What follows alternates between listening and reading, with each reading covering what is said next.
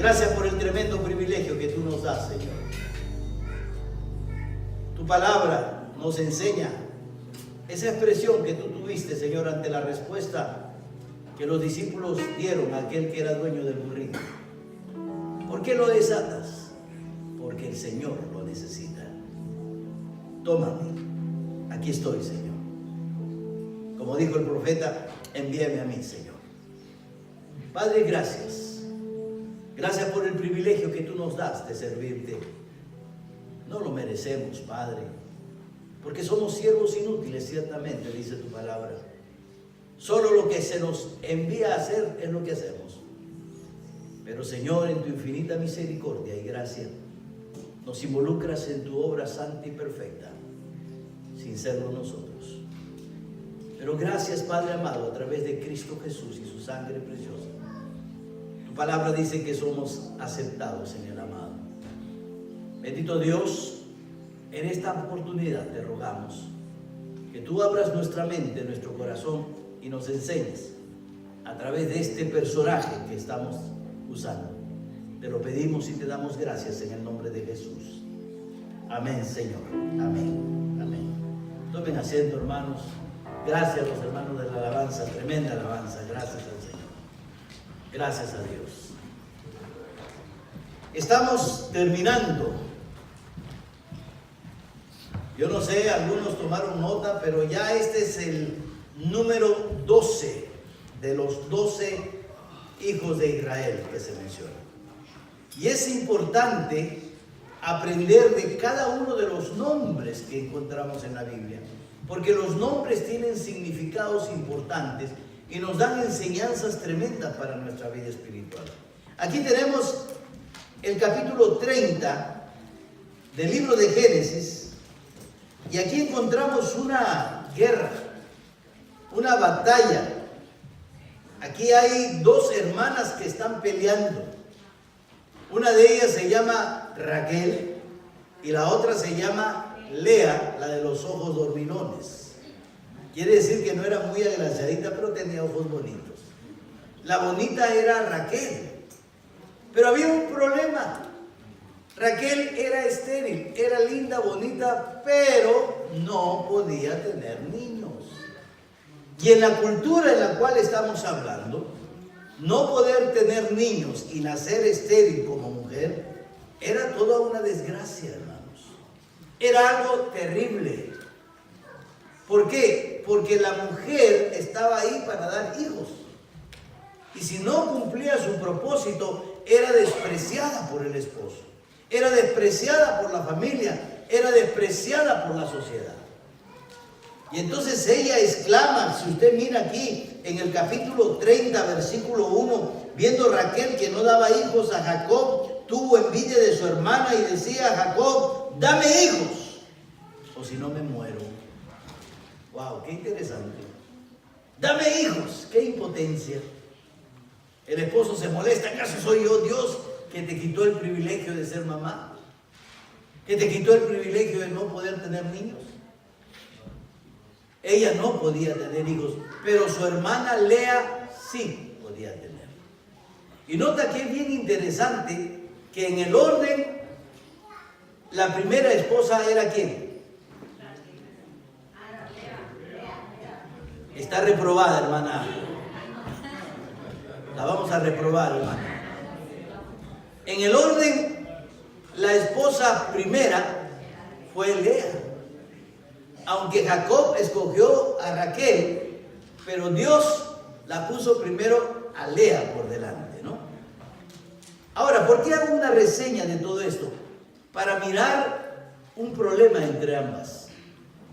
Y entonces usted sabe todo el problema que se suscita, y ella entonces, Raquel, viendo que no da a luz hijos, entonces agarra a su sierva. ¿Cómo se llamaba la sierva? Bila. Y le dice ¿a quién? ¿A quién le dice? ¿A quién? A Isaac, ¿verdad? ¿Era Isaac? Jacob. ¿Qué le dice a Jacob? Llégate a mi sierva Bila y levanta descendencia en ella, ¿verdad? ¿Y Jacob? ¿No? Bien obediente, sin pereza alguna.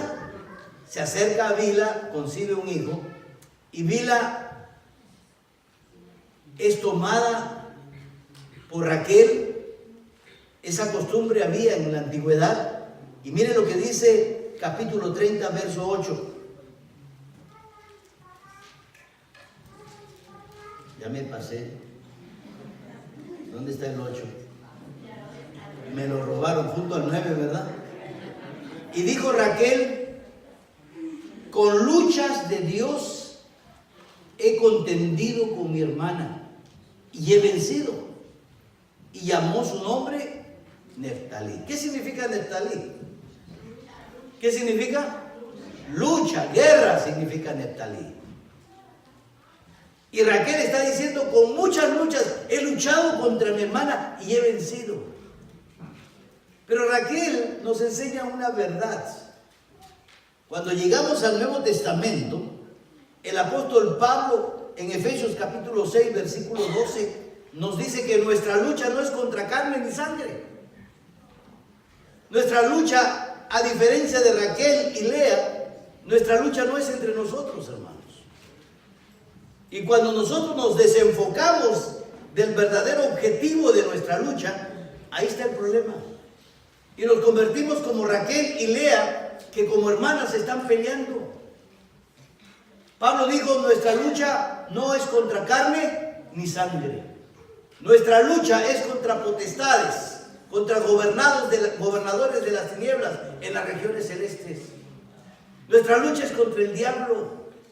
Y este personaje, ¿cómo se llama? Neftalí, nos hace recordar que usted y yo estamos en una guerra, estamos en una lucha, estamos en una batalla, pero no es una lucha, una guerra, una batalla entre nosotros, no. Es una lucha, una guerra, una batalla contra el diablo, contra el mundo, contra nuestra carne, contra nuestro pecado. Nosotros somos como Neftalí, guerreros en pie de lucha. Soldados trabajando y luchando. Somos guerreros. Y Neftalí, más adelante vamos a ver, nos hace recordar la clase de guerreros que debemos ser. Porque Neftalí no solamente significa lucha, tiene dos todavía significados más que son importantes para entender la calidad y la capacidad del guerrero que es Neftalí. Para aprender nosotros como soldados a tener esa capacidad, esas instrucciones para poder ser buenos soldados del Señor. Uno de los grandes soldados que precisamente desciende de esta tribu es el apóstol Pablo. ¿Verdad que sí? ¿No? ¿De dónde desciende Pablo? De Benjamín. Gracias, hermano. Entonces, ¿quién desciende de la tribu de Neftalí? ¿Pedro? ¿De dónde sale Neftalí? Me gusta el hermano. No, con esa voz tan tierna, ¿verdad? Vamos a mirar más adelante cómo aparece Neftalí. Miren lo que dice la palabra del Señor. Usted y yo estamos en pie de lucha. Amén. Póngase de pie, por favor, los que están en pie de lucha. ¿Usted cree que eso está de pie, está en pie de lucha? A ver, ¿quién cree que está en pie de lucha? Ahí hay uno, aquí hay dos, aquí hay tres, aquí hay cuatro. Todos estamos en pie de lucha. ¿Verdad? Gracias, hermano. Los que no se pararon no creen que están en pie de lucha. Ellos están inactivos. Están sentados luchando, ¿verdad?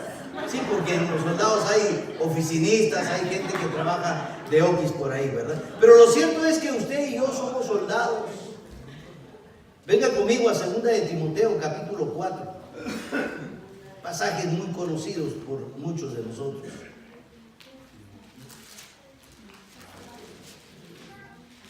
Segunda de Timoteo, capítulo 4.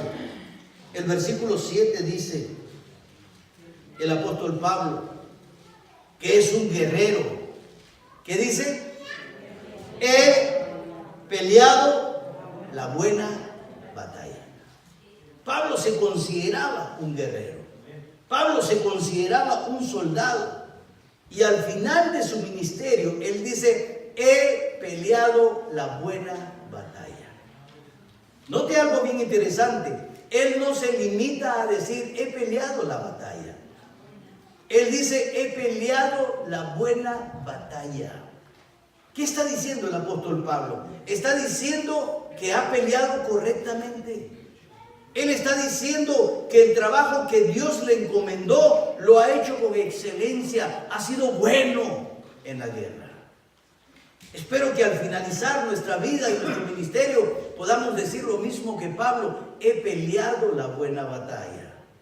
En ningún momento él dice, bueno, con ciertas excepciones, de los 20 años que he trabajado para el Señor, 19 descansado y un año me rompí ahí bien. No, él está hablando de una lucha excelente, un soldado excelente. Mire el capítulo 2 de Segunda de Timoteo, el versículo 4. ¿Por qué él peleó la buena batalla? ¿Por qué él entendió esta verdad? ¿Qué dice Segunda de Timoteo 2:4? Ninguno que milita se enreda en los negocios de la vida a fin de agradar ¿a quién? Aquel que lo llamó, aquel que lo tomó por soldado. El apóstol Pablo entendió que si tenía que ser un buen soldado para poder presentar una buena batalla y poder decir ese testimonio al final de su ministerio, él entendió que tenía que no enredarse en los negocios de la vida. Y él entendió y dijo, ninguno que milita se enreda en los negocios de la vida. ¿Por qué? Porque el soldado está para agradar a su superior, no para agradarse a sí mismo. Mire conmigo, 2 Corintios capítulo 10.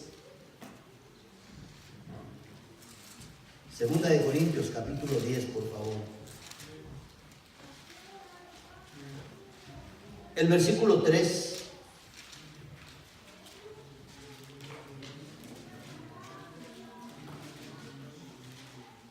Pues aunque andamos en la carne, no militamos según la carne, porque las armas de nuestra milicia no son carnales, sino poderosas en Dios para la destrucción de fortalezas, derribando argumentos y toda altivez que se levanta contra el conocimiento de Dios, y llevando cautivo todo pensamiento a la obediencia de Cristo. El apóstol Pablo entendió esta verdad. Él entendió que las armas de nuestra milicia no son carnales. La lucha es espiritual, es una guerra espiritual. Mire primera de Timoteo, regrese a Timoteo. Tan bonito el apóstol enseñándonos a través de Timoteo. Primera de Timoteo. Primera de Timoteo, capítulo 1, versículo 18. Este mandamiento, hijo Timoteo, te encargo para que conforme a las profecías que se hicieron antes en cuanto a ti, milites por ellas la buena milicia. Y aquí usa nuevamente la palabra bueno. He peleado la buena batalla. Y aquí le aconseja a su hijo en la fe que milites la buena milicia. Quiere decir que somos soldados, somos guerreros, pero que tenemos que ser de los buenos, que tenemos que ser de la élite. Si usted sabía que en muchos de los cuerpos militares hay lo que llamamos las élites. Por ejemplo, en el Army, la élite es conocida como los marines. ¿Por qué? Porque son los más entrenados. Son personas jóvenes muy perfectamente entrenados, excelentes en una preparación increíble. Vencer a un marín es cosa seria. Entonces hay que prepararnos y ser buenos soldados, una buena milicia, para que al final podamos decir, he peleado la buena batalla. Porque nuestra guerra es espiritual, nuestra guerra es contra el diablo, nuestra guerra son espirituales contra el mundo. El Señor nos va a dar la estrategia, mire, qué interesante. Cuando el Señor nos manda a la guerra, nos da la estrategia, Él no nos manda tontas y ciegas. Yo recuerdo la historia de la Biblia en el libro de Josué, capítulo 5.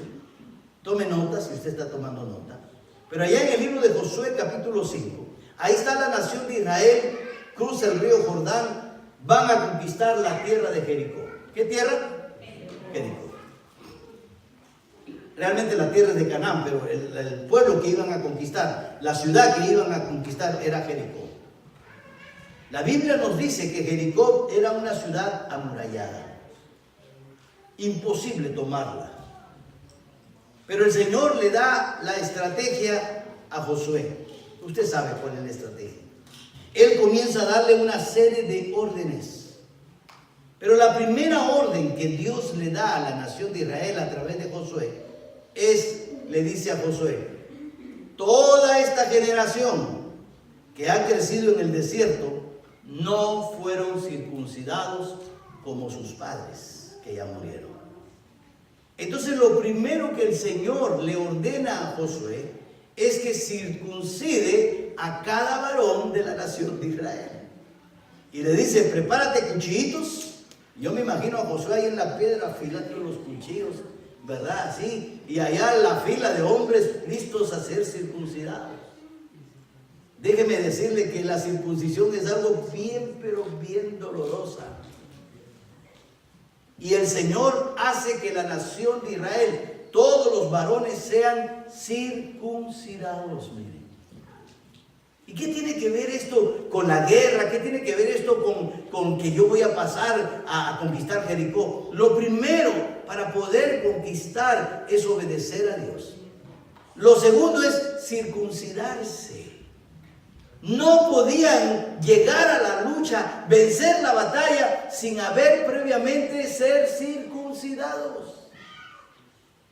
Esa guerra era física.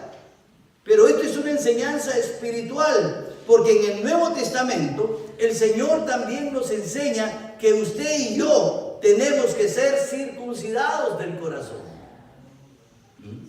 Para poder nosotros ser buenos guerreros y terminar diciendo: he peleado la buena batalla, yo tengo que ser circuncidado. Esa es la estrategia del Señor.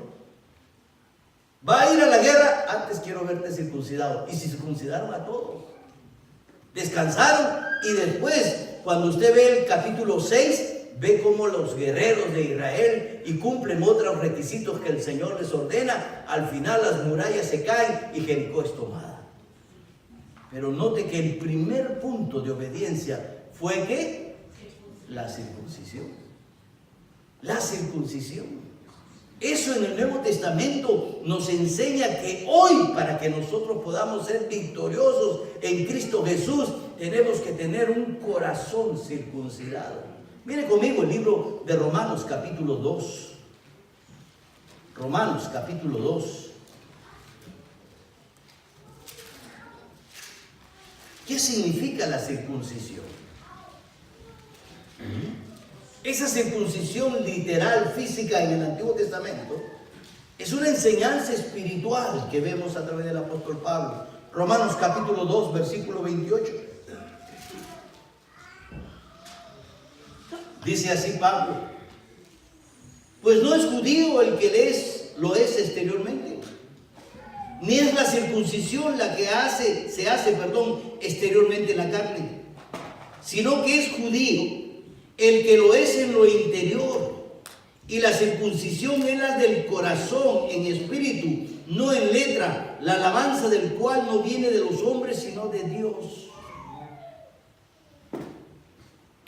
Sin esa circuncisión del corazón, nosotros no podemos presentar la buena batalla. Tenemos primero que circuncidarnos, y no es una circuncisión física, es una circuncisión espiritual. La circuncisión no hecha con mano de hombre, dice la palabra del Señor, sino hecha en el espíritu. La circuncisión del corazón. ¿Qué significa la circuncisión? ¿Cuál era la diferencia entre los pueblos paganos y la nación de Israel a través de la circuncisión?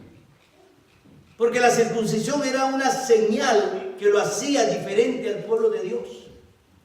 Y la circuncisión, hoy día la ciencia está demostrando que la circuncisión en los niños, y que se hacía a los 8 días de nacido, que está en toda potencia el cuerpo, y es muy probable de que no coja una infección. Pero el niño hoy día es circuncidado por 2 razones importantes: para aseo, para limpieza, higiene, y para el normal desarrollo de la parte genital. Miren qué interesante. si esas verdades las aplicamos a lo espiritual, el corazón tiene que ser circuncidado para limpieza del corazón y para el desarrollo de nuestra vida espiritual, llegando a la madurez, el crecimiento espiritual, que viene siendo lo mismo, es un cuadro. Muchos no creen que la Biblia es un libro de cuadros. Algunos están en contra de eso. Yo sigo enseñando y sigo creyendo, porque la Biblia lo enseña. La Biblia es un libro de cuadros. El cuadro de la circuncisión que vemos en el Antiguo Testamento no es otra cosa más que un cuadro espiritual en el Nuevo de la circuncisión del corazón. El corazón tiene que ser circuncidado, tiene que ser limpiado, tiene que ser purificado. Esa circuncisión que obra la mano de Dios en el corazón. Para poder enfrentar la guerra con Jericó, lo primero que Dios le dijo a estos guerreros: tienes que circuncidarte. Y lo primero que hoy nos enseña el Señor en el Nuevo Testamento, para poder enfrentar el mundo, para poder enfrentar al diablo, que tenemos que tener un corazón circuncidado, un corazón limpio, un corazón sin carne, hablando espiritualmente, por supuesto, ¿no? Hablando de la carnalidad, del pecado, del mundo. Con un corazón sucio no podemos ser grandes luchadores y peleadores. Tenemos que ser circuncidados. Y eso es lo que representa la lucha, la guerra de estas dos mujeres, ¿no? Y recuerden, estaban peleando entre hermanas, y resulta que nuestra guerra, nuestra lucha no es entre nosotros, hermanos. El enemigo no es aquel que tienes a tu costado, cuidado. El enemigo no es tu hermano que te cae mal o que te ha hecho algo. No, ese no es tu enemigo. El enemigo más grande que nosotros tenemos es el mismísimo diablo. No tenemos lucha contra carne ni sangre, sino contra huestes espirituales de maldad de las regiones celestes, dice Pablo en Efesios. Muy interesante. Y una vez que limpiamos el corazón, una vez que pasamos por la circuncisión del corazón, el Señor comienza a darnos instrucciones y comienza a darnos las demás instrucciones. Y ahí ve la nación de Israel. En el capítulo 5 ellos se circuncidan.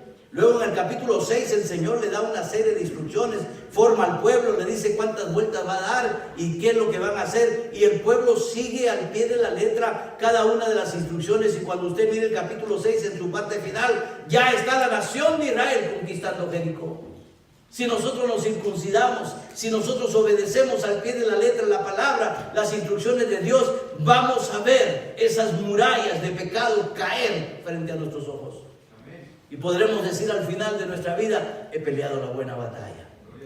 Y la buena batalla se logra porque somos obedientes a la palabra del Señor. No es en nuestra habilidad, no es en nuestra astucia, no es en nuestra capacidad intelectual. No, es en la habilidad y en la astucia y en el poder de Dios. Dígame. Ahora vamos a Génesis capítulo 49. Jacob, el papá de este personaje, ¿cómo se llama este personaje? Neftalí. Está muriendo. Y al morir, comienza a llamar a cada uno de sus hijos. Y lo vemos allá en el capítulo 49. Llama a Neftalí. No voy a mencionar a todos los personajes porque no nos alcanza el tiempo. Pero como nos tocó Neftalí, pero quiero decirle que Jacob llama a cada uno de sus hijos y levanta una profecía de cada uno de ellos. Mire qué interesante. Por eso los nombres son interesantes. Solamente voy a mencionar el de Neftalí porque hoy tocó. Pero si usted quiere escuchar la profecía de los otros hijos de Jacob, venga los miércoles a las 7 de la noche, empezamos la clase. Esta enseñanza es parte del discipulado de Génesis, donde vemos aquí en el capítulo 49, cuando Jacob, llamado Israel, llama a su hijo Neftalí, y mire lo que dice de él en el capítulo 49, versículo 21. Neftalí, sierva suelta, que pronunciará dichos hermosos. Y uno dice: ¿y qué tiene que ver esto con luchas y guerras? ¿Verdad, Ricardo? Neftalí, sierva suelta, que pronunciará dichos hermosos. Aquí vemos nuevamente a Neftalí y su papá lanza esta profecía. En sentido literal es una lucha. En sentido literal es un guerrero. Y cuando nosotros destapamos la historia, resulta que miramos que Neftalí participó de una manera prominente en la victoria de Barak y de Débora sobre los reyes de Canaán. Y uno de los grandes guerreros ágiles como las siervas fue la tribu de Neftalí. Ellos eran guerreros como sierva suelta, dice la palabra, con una habilidad, con una agilidad, y vencieron a los reyes de Canaán gracias a la dirección de Barak y Débora. Usted puede encontrar esa historia en el libro de Jueces, capítulo 5. Y allá la palabra del Señor, mire lo que dice Jueces, capítulo 5. Dije Josué, ¿no? Estoy equivocado. Jueces, capítulo 5, verso 18. Mire lo que dice. El pueblo de Zabulón expuso su vida a la muerte, y Neftalí en las alturas del campo. Estos guerreros, dice la historia, eran tremendos trepadores por los cerros y por las montañas, y mientras que la tribu de Zabulón enfrentaba a los enemigos, ellos se subían por las montañas para caerle de sorpresa al enemigo. Eran hábiles, ágiles, guerreros, habilidísimos. Y por eso Josué dice: Neftalí, sierva suelta, sierva libre, luchando contra el enemigo, presentando la buena batalla, que nos enseña que nosotros tenemos que aprender a ser como Neftalí. Ya que tenemos la libertad en Cristo Jesús, tenemos la libertad de la agilidad mental y espiritual para poder guerrear contra las huestes de mal. Y aquí está la figura.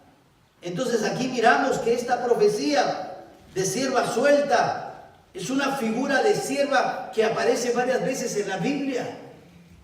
Este nombre, esta figura de sierva, aparece varias veces en la Biblia con esa connotación de guerreros veloces y ágiles, como las siervas sueltas que van por los cerros así en una agilidad tremenda. Hay mucha referencia en la Biblia donde aparece esta figura. Hay muchos pensarán que el pastor inventa cosas. Aquí está en la Biblia, mire. Ese emprendimiento militar de Neftalí se realizó con una velocidad, con una agilidad, precisamente la de un siervo. Mire 2 de Samuel, capítulo 22. 2 de Samuel, capítulo 22. Mire lo que dice la palabra del Señor.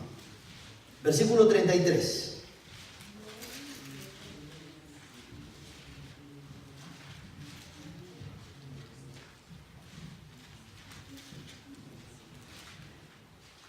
Dios es el que me ciñe de fuerza y quien despeja mi camino, quien hace mis pies como de siervas y me hace estar firme sobre mis alturas, quien adiestra mis manos para la batalla, de manera que se doble el arco de bronce con mis brazos. ¿De quién está hablando? De un guerrero. Y el Señor está diciendo: tú que me diste la agilidad de la sierva. ¿Para qué? Para enfrentar la batalla. Este es un cuadro de los guerreros ágiles de Neftalí. Mire Salmos capítulo 18. Salmos capítulo 18.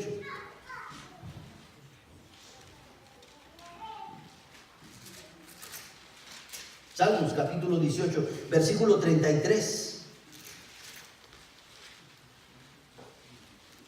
El salmista dice: quien hace mis pies como de sierva y me hace estar firme sobre mis alturas, quien adiestra mis manos para la batalla, para contestar con mis brazos, para entesar, con mis brazos el arco de bronce. Me prepara mis pies para la batalla. ¿Cómo? Como una sierva, con esa agilidad. Habacuc capítulo 3.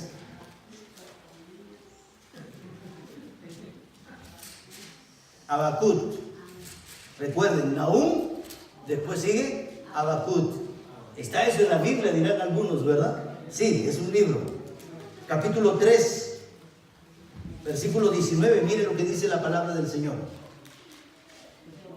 Jehová el Señor es mi fortaleza, el cual hace mis pies como las ciervas y en mis alturas me hace andar.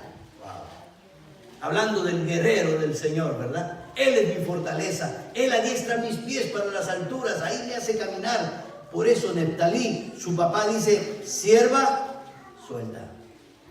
Porque era un guerrero agilísimo. Pero hay algo interesante que tenemos que aprender de Neftalí, que tiene que ver precisamente con la segunda parte de la profecía, que pronuncias dichos hermosos.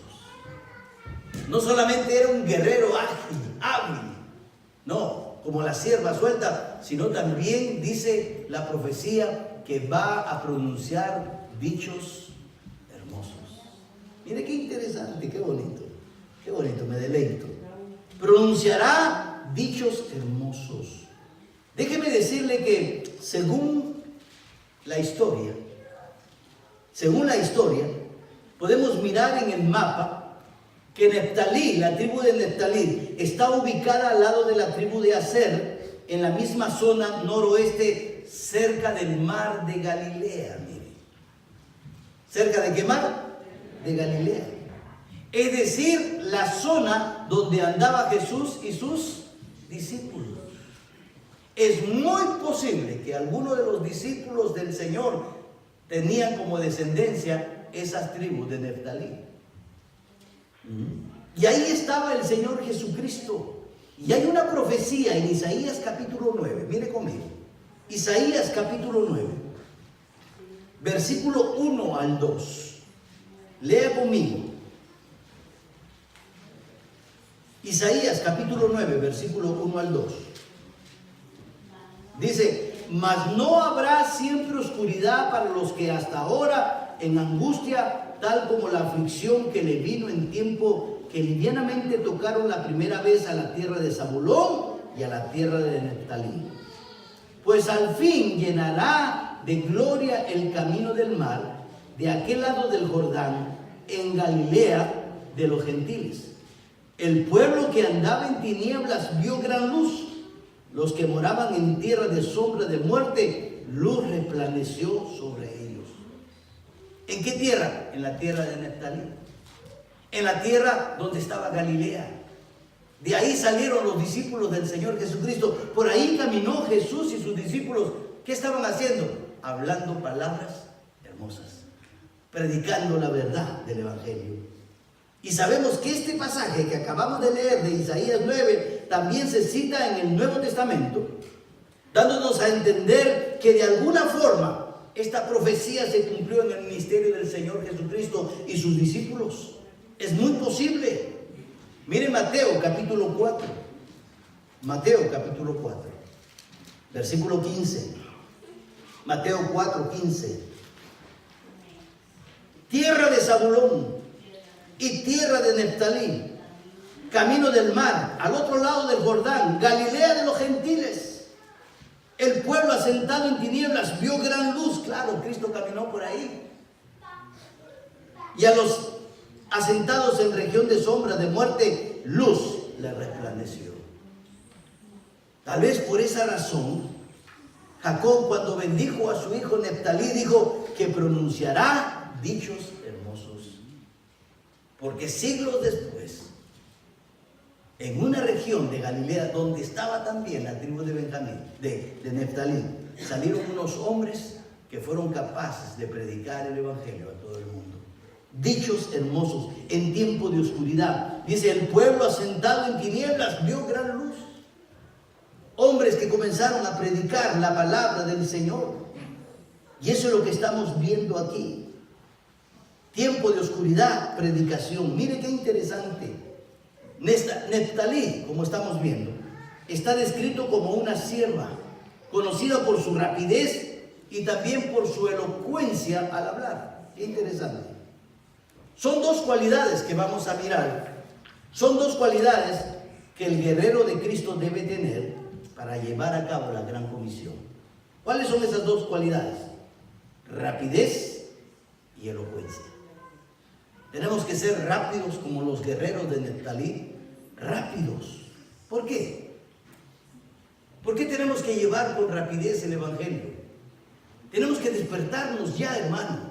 Estamos viviendo los últimos tiempos. El hombre necesita escuchar la predicación del Evangelio, las buenas nuevas de salvación. Es algo que nos urge, tiene que ser con rapidez. Pero muchas veces estamos sentados, apachurrados, lentos. No queremos hacer la obra del Señor. Pero aquí Neftalí nos enseña que debemos ser ágiles, rápidos y elocuentes. Con palabras no de nosotros, sino palabras del Señor. La gran comisión no es otra cosa más que una guerra, es una lucha. Arrancarle al diablo aquellas almas que se está llevando al infierno. Esa es la lucha en la cual Dios nos ha mandado y tenemos que hacerlo con rapidez, con agilidad, con preparación militar y con elocuencia, con facilidad de palabra. Es importante. También notemos que la sierva es suelta, es decir, es libre. Si combinamos todos esos atributos, podemos decir que si predicamos con elocuencia y rapidez el Evangelio, veremos a muchas personas libres de la condenación eterna. Esto es lo que nos enseña Neftalí. No hay mucho que decir de él, pero lo poco que se puede decir nos enseña a nosotros como creyentes que tenemos que estar preparados para presentar una buena batalla. Y lo tenemos que hacer con agilidad, con prontitud y con palabras elocuentes que toquen el corazón de cada persona. Si nosotros somos siervas libres, queremos que el mundo entero sea libre de la condenación del pecado. Dios les bendiga, hermanos. Vamos a orar. Vamos a darle gracias a Dios por su palabra. Y con esto terminamos los 12 nombres de los hijos de Jacob. Y pronto estaremos continuando con el estudio de Levítico. Oremos. Señor y Padre, queremos darte gracias esta tarde. Gracias por la vida de Neftalí, Señor. Esta tribu guerrera, esta tribu que ayudó a Débora, Señor, a vencer a los reyes en Canaán, con una agilidad, Señor, increíble. Y los cánticos de Débora muestran a Neftalí como la sierva ágil, ligerita, Señor, esa sierva libre que se podía mover con una agilidad tratando de vencer al enemigo y lo venció. Para enseñarnos, Padre Celestial, estas cualidades que debemos tener como guerreros tuyos, ágiles, prestos para la batalla, preparados siempre, Señor, y con palabras elocuentes. No con palabras, como dijo el apóstol Pablo, yo vengo a ustedes no con palabras persuasivas de humana sabiduría, sino vengo a ustedes con palabra de poder en el Espíritu de Dios. Señor amado, que cada uno de nosotros, como tus hijos, estemos listos, Señor, a ser elocuentes. No a enseñar lo que nosotros queremos, enseñar lo que tu palabra nos dice y hacerlo con la autoridad y el poder que tú nos das. Gracias, Padre, por tu iglesia. Enséñanos, Padre, que el tiempo apremia, que necesitamos hacer las cosas con agilidad, con prontitud, porque hoy es el día de salvación. Mañana para muchas personas puede ser demasiado tarde. Gracias, bendito Dios, te damos en el nombre y los méritos de Jesús. Amén, Señor. Amén. Dios les bendiga, hermanos.